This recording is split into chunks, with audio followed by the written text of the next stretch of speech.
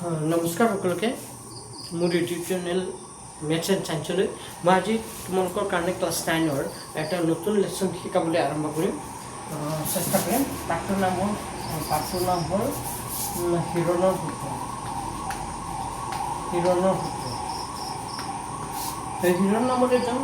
হিৰণ নামৰ এজন গণিতজ্ঞ আছিল যি নেকি এই সূত্ৰটো আগবঢ়াইছিল তো এই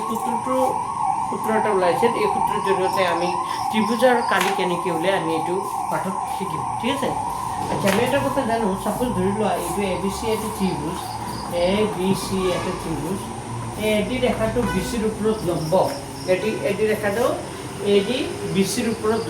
লম্ব হ'লে তাৰ জাতিৰ কোণটো কিমান হৈছে 90 ডিগ্ৰী তাৰমানে এডি ৰেখাটো যদি বি চিৰ ওপৰত লম্ব হয় তাৰমানে ইফালৰ 90 ডিগ্ৰী হৈ যাব ইফালৰ কিমান হ'ব 90 তো এডি লম্ব বিসি যদি এডি লম্ব বিসি হয় যদি এডি লম্ব বিসি হয় এডি পারপেন্ডিকুলার অন বিসি যদি এডি বিসির উপর পারপেন্ডিকুলার হয় তেতিয়া হলে ত্রিভুজ এবিসির কালি তেতিয়া ত্রিভুজ এবিসির কালি কি হয় জানিব লাগিব তেতিয়া ত্রিভুজ এবিসির কালি হ'ব হাফ ইনটু ভূমি পূরণ কি হৈ যাব উন্নতি তেতিয়া ত্রিভুজটো কালি কি হ'ব হাফ ইনটু ভূমি পূরণ কি হৈ যাব উন্নতি এটা কথা হল হাফে থাকিব তো ভূমি ইয়াত কি ধৰিছো যাৰ ওপৰত 90 ডিগ্ৰীটো থিয়া হৈ থাকে যাৰ ওপৰত 90 ডিগ্ৰীটো থিয়া হৈ থাকে তাক কি বুলি কয় ভূমি তা হাফ ইনটু ভূমি হৈ যাব বিসি আৰু এডি কি হৈ যাব তাৰ উন্নতি ঠিক আছে তো ত্ৰিভুজৰ কালি হাফ ইনটু ভূমি পূৰণ উন্নতি হৈ গ'ল এটা কথা হ'ল তো হিৰণৰ সূত্ৰৰ মতে ত্ৰিভুজৰ কালি কেনেকৈ ওলাই ধৰা এইটো এটা ত্ৰিভুজ এ বি চি এই ত্ৰিভুজটোৰ কেইটা বাহু আছে তিনিটা বাহু তিনিটা হ'ল এ বি তাৰপিছত কি হ'ব বি চি তাৰপিছত কি হ'ব এ চি তো প্ৰথম বাহুটোক এ বুলি কয় দ্বিতীয় বাহুটোক বি বুলি কয় তৃতীয় বাহুটোক চি বুলি কয় প্ৰথম বাহুটোক এ দ্বিতীয় বাহুটোক বি আৰু তৃতীয় বাহুটোক কি বুলি কয় চি এতিয়া যেহেতু এ বি চি পাই গ'লো ত্ৰিভুজটো কি ওলাব লাগিব পৰিসীমা মানে বুজিব লাগিব পৰিসীমা মানে হ'ল বাহু তিনিটাৰ যোগফল বাহু তিনিটা কি হ'ব এ বি আৰু কি হ'ব এ বি বি চি আৰু এ চি তো ত্ৰিভুজটোৰ পৰিসীমা হ'ব A plus B plus C a plus b plus c মানে জানিব লাগিব a plus b plus c মানে হ'ল বাহু তিনিটাৰ যোগফল তো পৰিসীমা পাই যোৱাৰ লগে লগে আমি অৰ্ধ পৰিসীমা উলিয়াব লাগিব অৰ্ধ মানে সেমি পেৰিমিটাৰ তো পৰিসীমা যিমান হ'ব অৰ্ধ পৰিসীমা তাৰ কি হ'ব আধা হ'ব অৰ্ধ মানে কি আধা তো পৰিসীমা যদি যিমান হ'ব অৰ্ধ পৰিসীমাটো তাৰ কি হ'ব আধা হ'ব তো পৰিসীমাটো যদি 50 হয় তেতিয়াহ'লে অৰ্ধ পৰিসীমাটো কি হ'ব তাৰ আধা 25 হ'ব তো পৰিসীমা a plus b plus c পৰিসীমা মানে হ'ল বাহু তিনিটাৰ যোগফল আৰু অৰ্ধ পৰিসীমা s টো কেনেকৈ ওলাই জানিব লাগিব s টো উলিয়াই a plus b plus c by 2 s টো কেনেকৈ ওলাই a plus b plus c by 2 এতিয়া হিৰণৰ সূত্ৰটো কি আছিল চোৱা হিৰণৰ সূত্ৰৰ মতে ত্ৰিভুজটোৰ কালি পৰীক্ষাত আহিব পাৰে হিৰণৰ সূত্ৰটো আহিব পাৰে ত্ৰিভুজৰ কালি হিৰণৰ সূত্ৰৰ মতে ত্ৰিভুজৰ কালি হ'ব ত্ৰিভুজৰ কালিটো হ'ব ফৰ্মুলাটো মতে হ'ব s তাৰপিছত s minus a s minus b আৰু কি হ'ব s minus c তে s মানে হ'ল অৰ্ধ পৰিসীমা s মানে কি অৰ্ধ পৰিসীমা আৰু এই অৰ্ধ পৰিসীমাটো কেনেকৈ ওলাই এই তিনিটা যোগ কৰি দুইৰে কি কৰি দিব লাগে হৰণ মানে কিবা a plus b plus c কৰি দুইৰে কি কৰি দিব লাগে হৰণ এইটো হ'ল অৰ্ধ পৰিসীমা হিৰণৰ সূত্ৰৰ মতে ত্ৰিভুজৰ কালি হ'ব s minus a s minus b আৰু s minus কি হ'ব c ঠিক আছে তো আবাৰ এটাও ফৰ্মুলা আমি এটা অঙ্ক কৰব পাৰো লেসনত চোৱা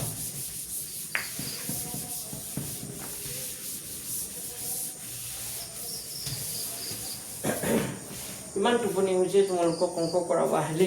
টোপনি আহে লটাতে টোপনি আহে লটা বজে ভগৱান কি যে হ'ব ঠিক আছে তথাপিতো চেষ্টা কৰি আছোঁ ট্ৰাই কৰি আছোঁ বুজিব চেষ্টা কৰিবা চকুৰ টোপনি লৈ তথাপিতো শিকাবৰ কাৰণে চেষ্টা কৰি আছোঁ চাই যাবাচোন ইয়াত 4 নম্বৰটো চোৱা 12.1 4 নম্বৰটো দৰকাৰী ভেৰি ভেৰি ইম্পৰ্টেণ্ট 12.1 4 নম্বৰ অংকটো খুবেই দৰকাৰী এটা ত্ৰিভুজৰ দুটা বাহু 18 সেন্টিমিটাৰ 10 সেন্টিমিটাৰ মানে এটা ত্ৰিভুজৰ দুটা বাহু কৈ দিছে এটা 18 বুলি কৈছে আৰু এটা 10 বুলি কৈছে আৰু ত্ৰিভুজটো পৰিসীমা বুলি কৈ দিছে পৰিসীমা মানে বাহু তিনিটাৰ যোগফল পৰিসীমাটো কৈ দিছে যে ত্ৰিভুজটো কালি ওলাব লাগে তো একেবাৰে সহজ ইয়াত দুটা বাহু কৈ দিছে 18 10 তো ইয়াত লিখিবা এনেকৈ শৰ্টকাটকৈ লিখিবা এ মানে হ'ব 18 সেন্টিমিটাৰ বি মানে হ'ব 10 সেন্টিমিটাৰ ইয়াৰ অৰ্থটো হ'ল ইয়াৰ বি 18 আৰু 10 লিখাৰ অৰ্থটো হ'ল মানে ইয়াৰ প্ৰথম বাহুটোৰ মাপ 18 সেণ্টিমিটাৰ আৰু দ্বিতীয় বাহুটোৰ মাপ কিমান হ'ব 10 সেণ্টিমিটাৰ পাইছে বুজি ঠিক আছে তো হিৰনৰ সূত্ৰমতে প্ৰশ্নমতে একৰ্ডিং টু কুৱেশ্যন a/q লিখিব পাৰা বা প্ৰশ্নমতে লিখিব পাৰা প্ৰশ্নমতে ত্ৰিভুজটোৰ পৰিসীমা কি আছিলে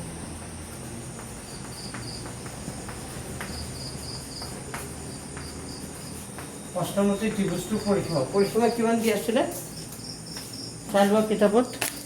পৰিসীমা দিয়া আছে ত্ৰিভুজটোৰ পৰিসীমা সৰি ত্ৰিভুজটোৰ পৰিসীমা দিয়া আছিলে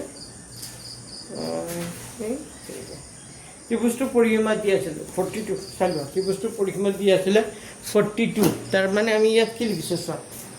ত্ৰিভুজটোৰ পৰিসীমা মানে হ'ল 42 সেণ্টিমিটাৰ এই যে মই যে লাইনটো লিখিলোঁ ত্ৰিভুজটোৰ পৰিসীমা 42 এইটো প্ৰশ্নতে কৈ দিছে তো পৰিসীমা মানে কি মই জানো পৰিসীমা মানে হ'ল a + b + c কৰিলে যিমান হয় সেইটোৱে পৰিসীমা a + b + c = কি হ'ব 42 কাৰণ ত্ৰিভুজটোৰ পৰিসীমা 42 আছিলে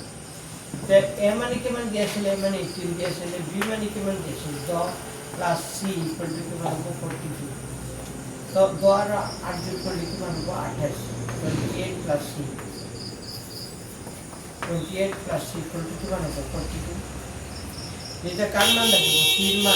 c মান লাগিব 42 আগৰ পৰা আছে এই 28 টো উপৰে গুচি যাব তাৰ মানে c মান কি হ'ব 28 12 14 হ'ব নেকি 12 পৰা 8 গলে 4 ইয়াত থাকিল 3 3 পৰা 2 গলে 1 14 c মানে 14 c যেতিয়া পাই যাবা তেতিয়া s2 ওলাব পাৰে S2 কেনেকৈ ওলাই জানো S2 কেনেকৈ ওলাই লিখিছিলোঁ যে S2 ওলাই a + b + c কৰিলে যিমান হ'ব তাক বিৰোধ হৈ যাব a + b + c মানে জানো ইয়াৰ 42 কৈ দিছিলে বাই ডিভাইডেড বাই 2 তো 2 দুগুণে 4 দুগুণে তাৰ মানে কিমান সেণ্টিমিটাৰ হ'ব S2 আমি পালোঁ S2 হ'ল 21 সেণ্টিমিটাৰ S2 কিমান সেণ্টিমিটাৰ 21 সেণ্টিমিটাৰ কাৰণ a + b + c মানে 42 আমাক কৈ দিছিলে तो 42 লিখিছোঁ ডিভাইডেড বাই 2 কৰি দিছিলোঁ তাৰ মানে হ'ব 21 সেণ্টিমিটাৰ s পাই যোৱাৰ লগে লগে এতিয়া হিৰনৰ সূত্ৰমতে যি বস্তুটো ওলাব পাৰি এটাকে তোমালোকে এইখিনি লিখাৰ পিছত যিবা হিৰনৰ সূত্ৰমতে যি বস্তু কালি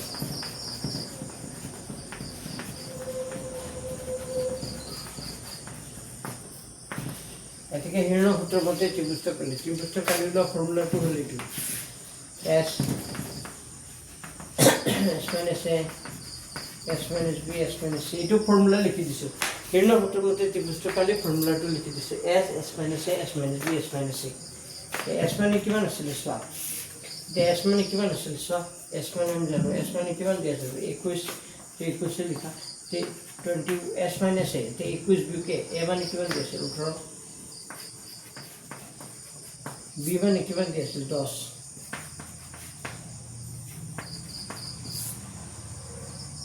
আৰু s minus 21 minus a মানে কিমান দিয়া আছিল 18 b মানে 10 c মানে কিমান দিয়া আছিল c টো পাইছিল 14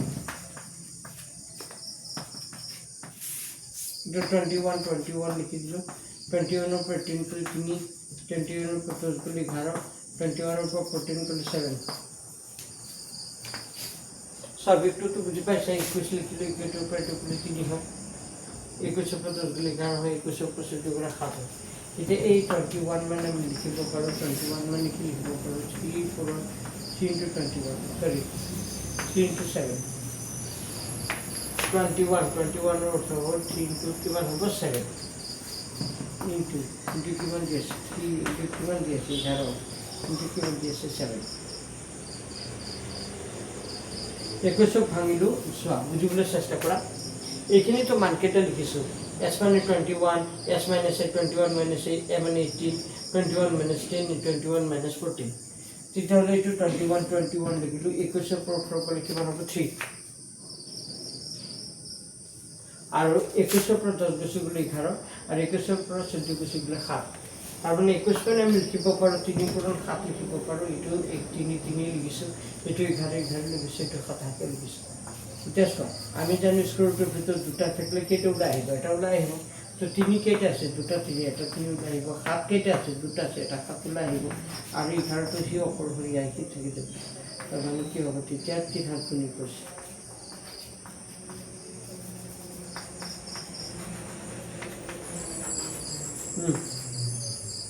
বৰ্গ সেন্টিমিটাৰ বা সেন্টিমিটাৰ স্কোয়াৰ দিয়ে লিখা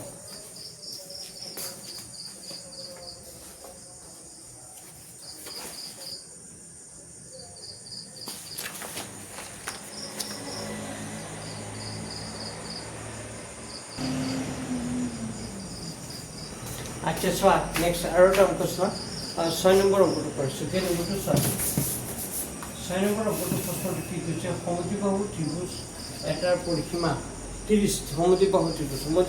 বোলে চাৰ বাহু দুটা কি হৈছে সমান সমদ্বিবাহু ত্ৰিভুজৰ পৰিসীমা 30 সেন্টিমিটাৰ আৰু সমান বাহু দুটা প্ৰত্যেকে 12 সেন্টিমিটাৰ আৰু যি দুটা সমান বাহু প্ৰত্যেকে কিমান সেন্টিমিটাৰ 12 ত্ৰিভুজটো কালি page number 235 page number 235 page নম্বৰটো 6 নম্বৰটো পেজ নম্বৰটো লিখিছোঁ পেজ নম্বৰ 235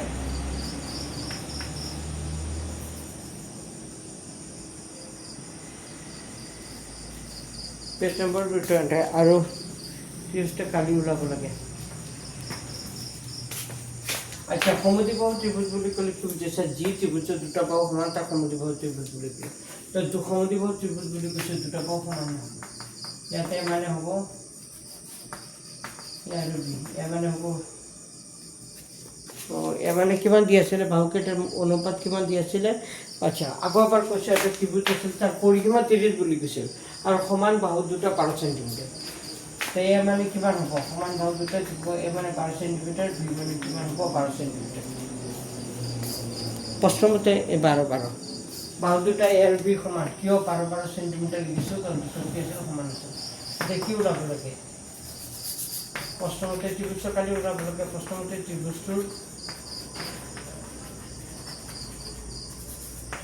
পৰিসীমা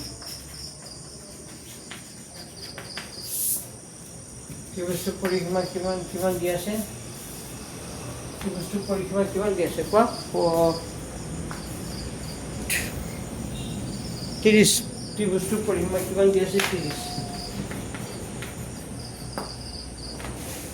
ত্ৰিভুজটোৰ পৰিসীমা মানে হ'ব বাহু তিনিটাৰ যোগফল a + b + c equal to কিমান হ'ব 30 তো a মানে জানো 12 b মানে 12 c এ থেকে ইকুৱেল টু কিমান হ'ব 30 তো 12 আর 12 যোগ করলে কিমান হ'ব 24 12 আর 12 যোগ করলে 24 হ'ব যেটি c ও লাগিব 30 আগৰ পৰা আছে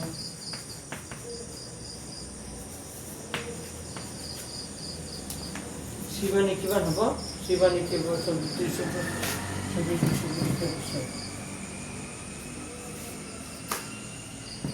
তো আমি গম পালোঁ ত্ৰিভুজটো সমদ্বিবাহু ত্ৰিভুজ বুলি কৈছিল যাৰ দুটা বাহু সমান হয় সমদ্বিবাহু ত্ৰিভুজ এ আৰু বি দুটা কি বুলি কৈছে সমান প্ৰশ্নমতে ত্ৰিভুজটোৰ পৰিসীমা 30 দি আছে ত্ৰিভুজটোৰ পৰিসীমাৰ জেগাত লিখিব পাৰে a + b + c = 30 এ মানে 30 এ মানে কিমান হ'ব 12 বি মানে 12 চি মানে নাজানো তো এ আৰু বি যোগ কৰিলে কিমান হ'ব প্ৰথম দুটা যোগ কৰিলে 24 যোগ c = 30 যেতিয়া c লাগিব চিৰ ভ্যালুটো লাগিব তেতিয়া 30 আছে এটা ডিপোটো ফালে গলে -24 s লাগিব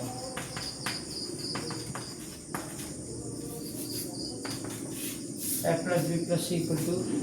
divided by 2 s ওলাবৰ কাৰণে 30 দি আছে 30 divided by 2 তারপর 14 সেকেন্ড তো s2 পাই গ'লে s2 কিমান হ'ব 14 হয় 15 সেন্টিমিটার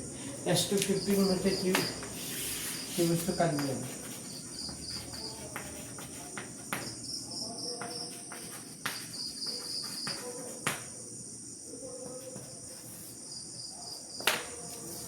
তো হিরণ হতৰ মতে ত্ৰিভুজটো কালি হ'ব ফৰ্মুলাটো লিখি দিম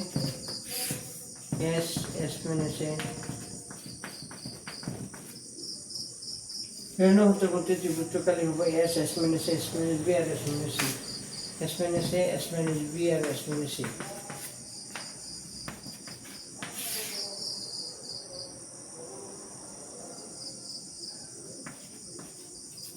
s মানে কিমান পাইছে 50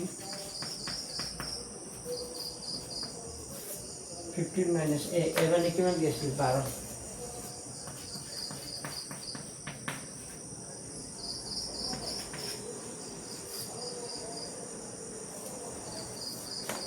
So s মানে 15 লিখিলো s minus a 15 minus a মানে কি লিখিলো 12 15 minus b b মানে 12 আর c2 না জানো এক কাম করো c2 c minus a 15 minus a মানে কিমান দি আছে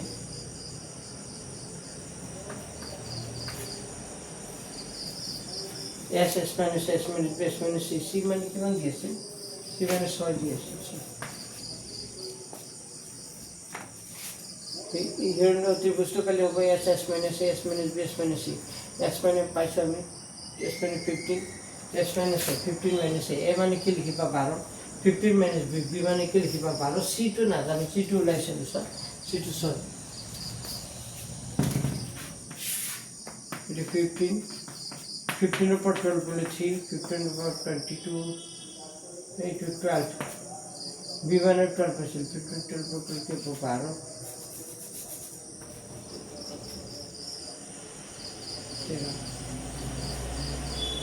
15 3 13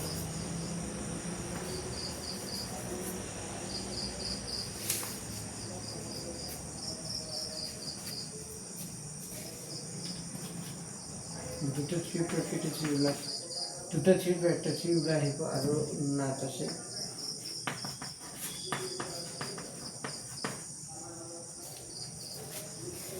15 উপর 12 বলেছি 12 বলেছি আর 15 minus 6 করলে কি মান হবে 9 তো 15 মানে হবে 3 into 3 into 3 আর 13 কেন পাবো 15 minus 12 মানে 3 হবে আর 15 minus 12 মানে 3 15 minus 12 মানে 3 আর 9 এই 15 মানে আমি লিখিব পারো 15 মানে লিখিব পারো 3 into 5 3 into 3 আর 3 লিখতে পারো 9 এই 15 মানে 3 into 5 লিখিলো 3 লিখিলো 9 মানে 3 into 3 আমি জানি দুটার প্যাকেটে উড়াইব এটা দুটা 3 প্যাকেটে 3 উড়াইব 3 দুটা 3 প্যাকেটে 3 উড়াইব 3 আর 3 এর পাশে জোড় আছে জোড় নাই তবে এটি মানে হয়েছে তার মানে কি হবে আর 3 into 3 এটা 9 লিখিব পারা 9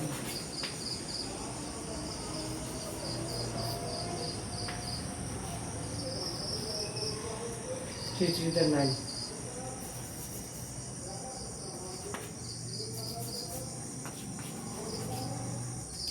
okay answer 15 minus 3 into 5 3 9 minus 3 into 3 দুটা 3 পর একটা 3 দুটা 3 পর একটা 3 আর 3 আর 5 জন্য আছে এখানে এনকা থেকে যাব 3 থেকে 9 50 9 root 20 right hey মান ধরেছে 3 তে 9 right root 15 centimeters তো আজি মানে তো কৰিছো আৰু কৰিম নেক্সট ভিডিঅ'তে আজি ইমানতে থাক